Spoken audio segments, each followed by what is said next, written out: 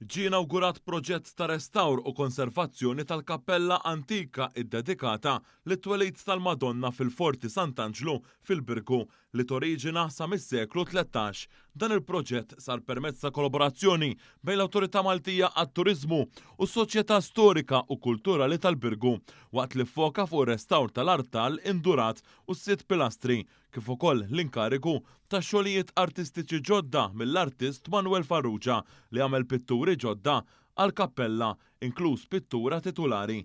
Preżenti għall-inaugurazzjoni tal-proġett kien hemm il-Ministru għat-Turiżmu Clayton Bartolo. Il-kappella ġiet imnaqxa fil-blat ma' 800 sena ilu fejn fil-bidu kien hemm l-ewwel knisja parrokkjali tal-lokal u aktar tard sarula tibdiliet fi stil barokk fi żmien il-Kavallieri. Sejbiet riċenti żvelaw li l-artal kien b'mod oriġinali indurat u li l-kulur tal-kappella inbidel ma' żmien. Dawn waslu għal dan il-proġett ta' restawr biex il-kappella terġa' tirritorna għas-sbuħija tagħha li kellha lura fi żmien.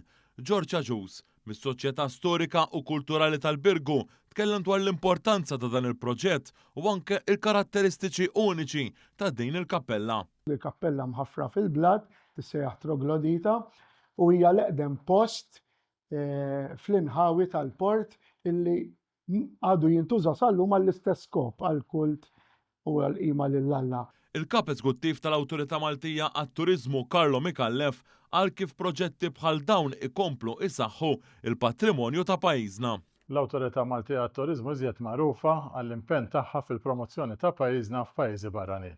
Madankollu għandna xogħol siewi importanti li jsir mid-Direttorat tal-Prodott fejn naħdmu ma' NGOs u għaqdiet volontarji, kunsill lokali u entitajiet oħra sabiex insalvaw il-patrimonju Malti. Il-Ministru Bartolo enfasizza l-importanza ta' dawn l-inizjattivi biex nipproteġu u nippromovu il-wirt kulturali Malti.